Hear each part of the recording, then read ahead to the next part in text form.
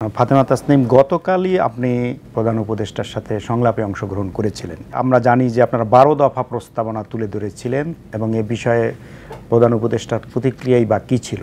অন্তর্বর্তী সরকারের যে কাজের পরিকল্পনা এবং রোডম্যাপ সেটি আসলে প্রকাশ করা ছিল আমাদের প্রথম একটি দাবি ছিল। যে সংবিধান আসলে সাধারণ মানুষের বুঝতে কষ্ট হয়, যে সংবিধান মানুষের অধিকার নিশ্চিত করতে পারে না, আসলে সেই সংবিধানকে আমরা সংস্কার চাচ্ছি। একটা মানুষকে যখন 2-3টা মন্ত্রণালয়ে চাপিয়ে দেওয়া হবে, তখন কিন্তু স্বাভাবিকভাবে কাজের যেটা ফ্লো থাকে সেটা কিন্তু ব্যাহত হবে। ডক্টর ইউনূস কি আপনাদেরকে চিনতে পেরেছেন? উনি যে আমার বক্তব্য দেখেন তা তো আমি জানতাম না। আমাকে অ্যাপ্রিসিয়েট করলেন এবং পিঠ চাপড়ে দিয়ে উনি আমাকে বলছে, সাবাস বেটা, এগিয়ে যা।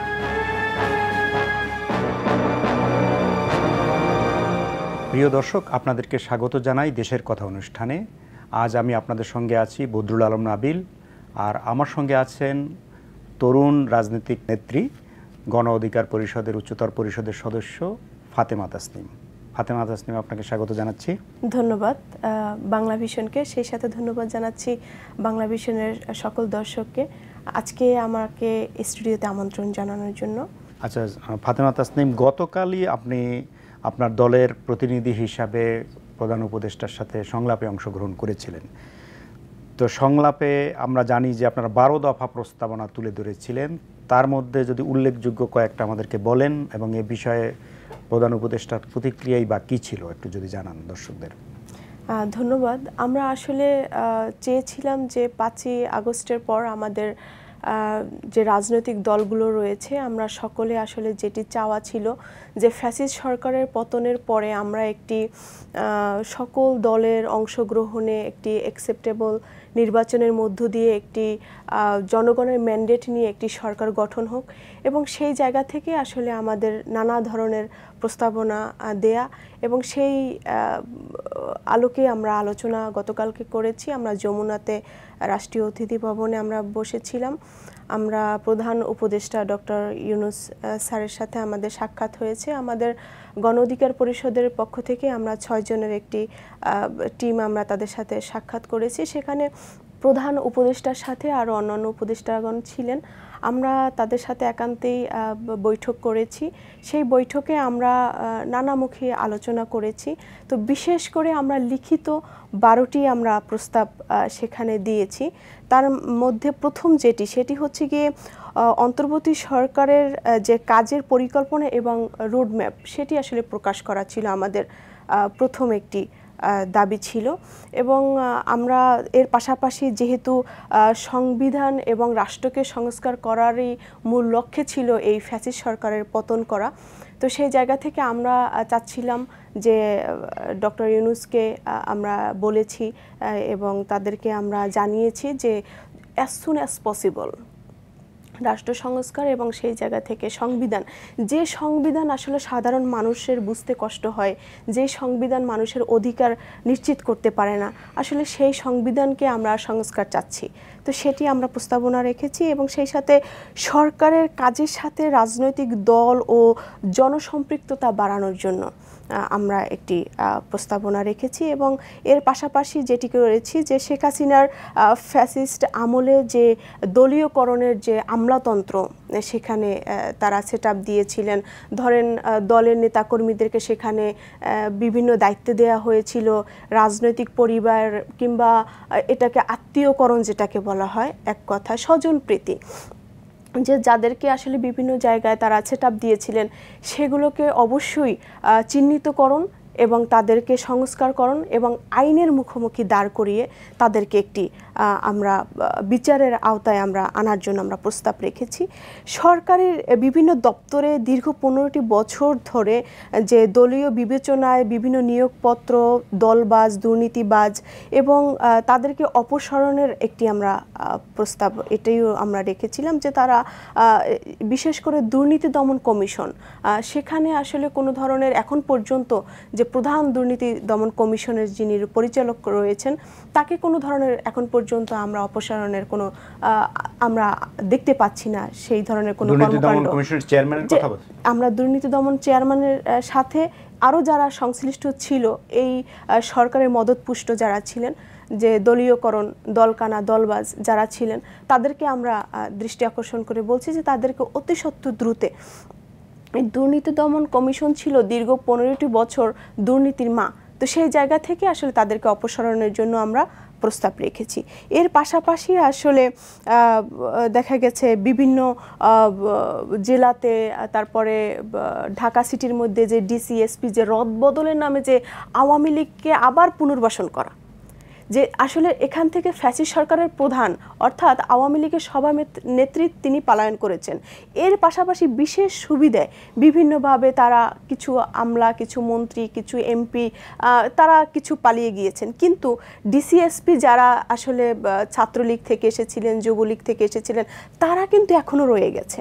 তো সেই জায়গা থেকে আমরা যেটি দেখতে পেয়েছি যে রদবদলের নামে তাদেরকে আবার পুনরায় আওয়ামী লীগকে পুনর্বাসন করা হচ্ছে। এটি আসলে, এটির জন্য তো আমরা আসলে রক্ত দেইনি, আমরা আসলে নতুন প্রজন্ম এটির জন্য 15ই আগস্টের মতো একটি দিন আমরা আসলে এখানে আমরা বাস্তবায়ন করিনি। তো সেই জায়গা থেকে আমরা এটিও প্রস্তাব রেখেছি যে আপনারা যে যত সম্ভব দ্রুত এটি আসলে রোধ করতে হবে, আওয়ামী লীগের পুনর্বাসন চলবে না। তো এটিও আমরা আলোচনা করেছি। আর যেটি বলেছি সেটি হচ্ছে যে যুগের সাথে তাল মিলিয়ে আমরা শিক্ষা এবং শিক্ষার যে নতুন কমিশন গঠন এবং শিক্ষা ব্যবস্থা, শিক্ষা বোর্ডের যে যারা রয়েছেন সংশ্লিষ্ট, তো সেই বিষয়টিকে আবার পুনর্গঠন করা, শিক্ষা খাতকে উন্নত করা। দেখেন, পুঁথিগত বিদ্যা দিয়ে কখনোই আসলে একটি সমাজকে পরিবর্তন করা সম্ভব না। তো সেই জায়গা থেকে কর্মমুখী একটি পরিকল্পনা নেওয়া দরকার এবং নতুন প্রজন্মকে অবশ্যই কর্মমুখী একটি বাস্তবায়ন প্রকল্পের মাধ্যমে নিয়ে গেলে তখনই আসলে দেশের আয় এবং উন্নতি হবে। সেই জায়গা থেকে আমরা শিক্ষার কারিকুলামকে আমরা পরিবর্তনের জন্য প্রস্তাব রেখেছি। আরেকটি হয়েছে যেটি যুক্তরাষ্ট্রের সুবিধা সহ ইউরোপ এবং অন্যান্য দেশে যে গার্মেন্টসের যে পণ্য আমরা যে রপ্তানির সুযোগ পাচ্ছি, সেটি আমরা আসলে তাদের সাথে একটি বিনিয়োগের মাধ্যমে তাদের আরও কিভাবে সমৃদ্ধিশালী করা যায়। বিশেষ করে আমাদের গার্মেন্টস সেক্টরটা যদি আপনি দেখেন, যে সেখানে আমরা দেখা গেছে যে গার্মেন্টস সেক্টরে কিন্তু ডে বাই ডে আমাদের অর্ডার কমে যাচ্ছে। তো আমাদের যে অর্থনীতির যে চালিকা শক্তি সেটি কিন্তু একেবারে কমে গেছে এবং গার্মেন্টসের সাথে যারা আসলে জড়িত যে শ্রমজীবী মানুষ, সেই শ্রমজীবী মানুষগুলো কিন্তু বেকার হয়ে যাচ্ছে। তো সেই জায়গা থেকে আমরা এটিও একটি প্রস্তাব রেখেছি। আরেকটি সেটি হচ্ছে গিয়ে যে সিটিজেন চার্টার করে দ্রুত সময়ের মাধ্যমে নাগরিক সেবা নিশ্চিত করা। একটি বাংলাদেশের মানুষ সেই দেশের নাগরিক, কিন্তু আপনি, আমি বা সচেতন মহল গুটি কয়েক একটি শ্রেণী আসলে জানে যে তার অধিকার কি, কিন্তু সর্বোপরি আপামর জনতা, সাধারণ মানুষ কিন্তু জানে না যে তার আসলে অ্যাকচুয়ালি অধিকারটা কি। তো সেই জায়গা থেকে আসলে আমরা চেয়েছিলাম যে নাগরিক কি সুবিধা বা একটি রাষ্ট্রের নাগরিকের কি কি সুবিধা, কি কি অধিকার, সেটি আসলে জনসম্মুখে সেটি প্রকাশ করা। সর্বশেষ যেটি দুটি বিষয় ছিল সেটি হচ্ছে দ্বিপাক্ষিক বিশিষ্ট সংসদ এবং সংসদের মেয়াদ 4 বছর। এটি ছিল আমাদের 11 নম্বর প্রস্তাব। এটি একটি খুবই সেন্সিটিভ একটি প্রস্তাব। সেটি এর আগে মনে হয় গণ অধিকারের আগে মনে হয় কোনো দল আর দেয়নি প্রস্তাব। সেটি হচ্ছে কি আমরা যেটি অবলোকন করেছি সেটি হচ্ছে যে কোনো সরকার যখনই ক্ষমতা যায় তখনই তারা স্বৈরাচার, ফ্যাসিস্ট হয়ে ওঠে, কারণ এই যে দীর্ঘমেয়াদী সময় তারা সেখানে অবস্থান করছে। তো সেই জায়গা থেকে আমরা মনে করছি যে 5 বছর না, সময়টা আরেকটু সময় আসলে ক্ষীণ করা উচিত, সেটা 5 বছরের জায়গায় 4 বছরে আসলে নিয়ে আসা উচিত। সর্বশেষ যেটি আমরা প্রস্তাব রেখেছি 12 নম্বর, যে বাংলাদেশের যেসব দেশে বহির্বিশ্বে দূতাবাস নেই সেখানে অবশ্যই দূতাবাস সেটি প্রতিষ্ঠিত করতে হবে। আর বিশেষ করে প্রবাসীদের নিয়ে আমরা বলেছি যে দেখেন, প্রবাসীদের টাকায় কিন্তু বাংলাদেশে যে তারা রেমিটেন্স পাঠায় তার উপরে ডিপেন্ড করে বাংলাদেশের অর্থনীতির চাকা ঘুরে। তো সেই জায়গা থেকে তারা কিন্তু ভোটার অধিকার থেকে কিন্তু তারা বঞ্চিত। তো আমরা যেটি বলেছি যে যেভাবে হোক, যে প্রক্রিয়া হোক, প্রবাসীদের ভোটার অধিকার প্রয়োগ করার সেই সুযোগটা দিতে হবে।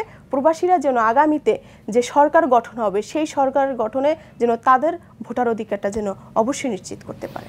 আচ্ছা, তো আপনারা যে এই 12 দফা দিলেন, এর বাইরেও অনেক কথা হয়েছে নিশ্চয়ই। তো সেক্ষেত্রে প্রধান উপদেষ্টা কি মনোভাব দেখেছেন আপনারা, আপনাদের দাবির ব্যাপারে তার কি মনোভাব ছিল? দেখেন, উনি অনেক আন্তরিক একজন মানুষ, অনেক বড় মাপের একজন মানুষ। সে আমাদের কথা গুরুত্ব সহকারে শুনেছেন এবং তিনি আমাদেরকে খুবই অ্যাপ্রিসিয়েট করেছেন এবং বলেছেন গুরুত্ব সহকারে আপনাদের কথা আমরা শুনেছি এবং আপনাদের প্রস্তাবটা আমরা একটি লিখিত আকারে তাদেরকে ফাইল পেশ করেছি এবং সেটি খুব সাদরে তিনি গ্রহণ করলেন এবং তিনি বললেন অ্যাজ সুন অ্যাজ পসিবল আমরা অবশ্যই এটি নিয়ে বসবো এবং খুব শীঘ্রই আপনাদের এখান থেকে কয়েকটা পয়েন্ট আমার কাছে খুবই ভালো লেগেছে আমাদের কাছে, অতএব এটি নিয়ে আমরা খুব শীঘ্রই ড্রাইভ দেব। আচ্ছা, তো আপনারা তো ছিলেন তুলনামূলক যতগুলো সংগঠনের সাথে আলাপ হয়েছে সবচেয়ে তরুণ, সবাই প্রায় তরুণ। আপনারা যে 5 জন না 6 জন ছিলেন সবাই তরুণ। ডক্টর ইউনূস কি আপনাদেরকে চিনতে পেরেছেন? মানে ভিপি নূর বা রাশেদ পরিচিত, বাকিদের তো ওরকম পরিচিত নাই, আপনাদেরকে ব্যক্তিগতভাবে উনি চিনেছেন? দেখেন, এখানে একটি কি বলবো, মানে আমি একটু অপ্রস্তুতি হয়ে গিয়েছিলাম। ওখানে অন্যান্য উপদেষ্টারা আমাকে চিনেন বা বিভিন্ন কাজের মাধ্যমে তাদের কাছে যাওয়া আসা বা একটা পরিচিতি ছিল, তো কিন্তু প্রধান উপদেষ্টার সাথে কখনোই আমার সাক্ষাৎ বা দেখা হয়নি, এটি প্রথম ছিল। তো সেই জায়গা থেকে আমি অনেক ছোট একজন মানুষ, ছোট একটি রাজনৈতিক দলের ছোট একটি কর্মী হিসেবে কাজ করছি, কিন্তু উনি যে আমার বক্তব্য দেখেন তা তো আমি জানতাম না। কিন্তু উনি আমাকে অ্যাপ্রিসিয়েট করেছেন এবং বলেছে তুমি অনেক সাহসী একজন মেয়ে, তুমি খুব ভালো কথা বলো এবং আমাকে অ্যাপ্রিসিয়েট করলেন এবং পিঠ চাপড়ে দিয়ে উনি আমাকে বলছে সাবাস বেটা, এগিয়ে যাও। বাহ, তো এটা তো আপনার মেমোরেবল ডে একটা। জি, একদম একদম। আচ্ছা, তো আপনাদের যিনি সভাপতি ভিপি নূর, তিনি কি মানে আর কি বলেছেন প্রধান উপদেষ্টাকে এবং সেটার রিয়াকশনটা কি ছিল? আসলে আমরা দীর্ঘ 25 মিনিটস, আমরা 25 মিনিটের মতো তাদের সাথে আমরা কথা বলার সময় নিয়েছিলাম। তো সেখানে এটি ছিল আমাদের লিখিত বক্তব্য বা লিখিত আমাদের দফা ছিল 12টি। এর বাইরে আমাদের নানা বিষয় আমরা আলোচনা করেছি, সেটি আসলে সব তো বলা সম্ভব হচ্ছে না, তো যতটুকু বলা যাচ্ছে সেটি হচ্ছে যে তিনি বলেছেন এখন বর্তমান যারা উপদেষ্টা মণ্ডলী রয়েছেন তাদেরকে নিয়ে একটা শ্রেণীর খুব অ্যালার্জি রয়েছেন। তারা চাচ্ছেন যে খুব শীঘ্রই তারা নির্বাচন দিয়ে ক্ষমতায় যাওয়ার জন্য এবং ক্ষমতার স্বাদ উপভোগ করার জন্য।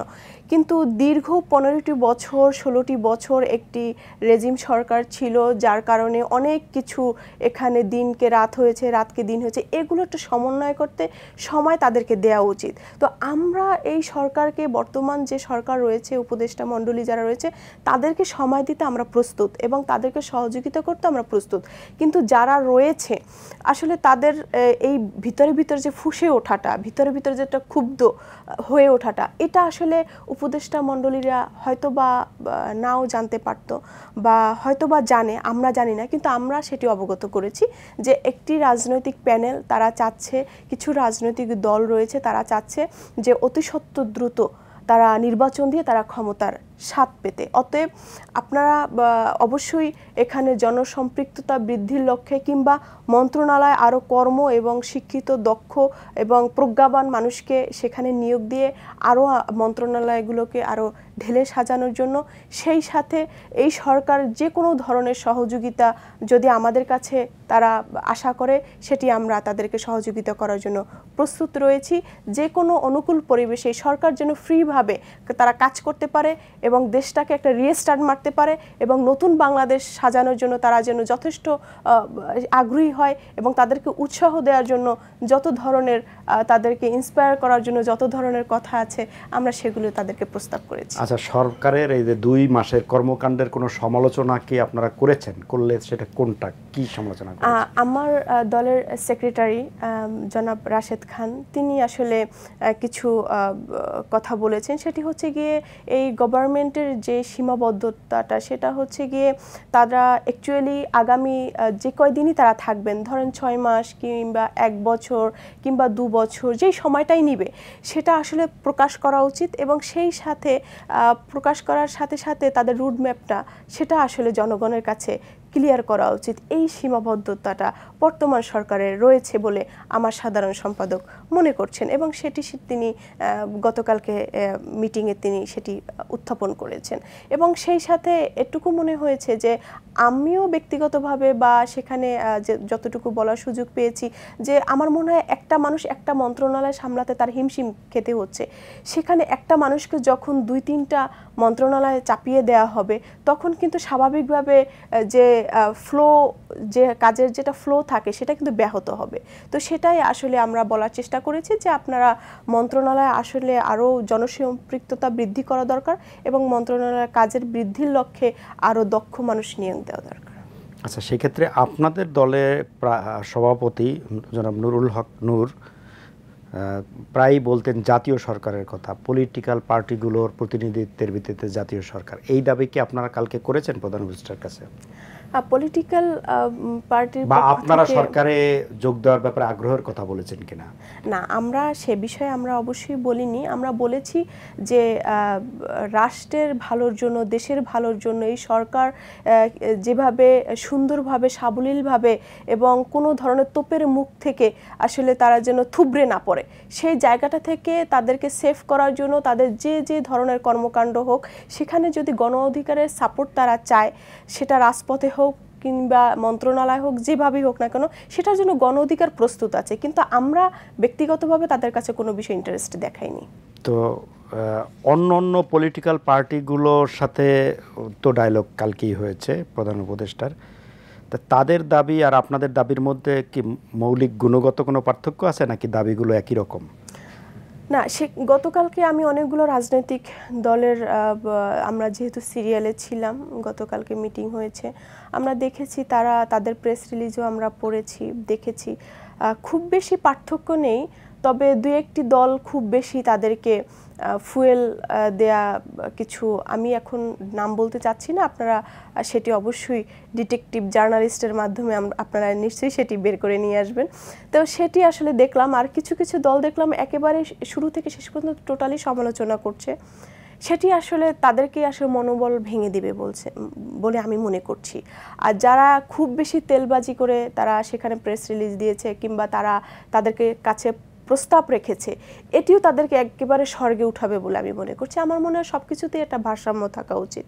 তো সেই জায়গা থেকে আমাদের অবশ্যই তারতম্য রয়েছে এবং গণ অধিকার পরিষদের যে টিম তাদের কাছে যে প্রস্তাবনা রেখেছে সেখানে আলোচনা, সমালোচনা এবং সম্ভাবনা, প্রস্তাবনা সব কিছুই রয়েছে। আমাদেরটা আমার কাছে মনে হয়েছে ব্যালেন্স ছিল।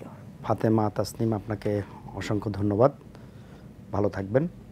প্রিয় দর্শক, আপনাদেরকেও ধন্যবাদ জানিয়ে শেষ করছি আজকের মতো। আবার শীঘ্রই আপনাদের সাথে দেখা হবে। সে পর্যন্ত ভালো থাকবেন এবং বাংলা ভিশনের সঙ্গেই থাকবেন আশা করছি।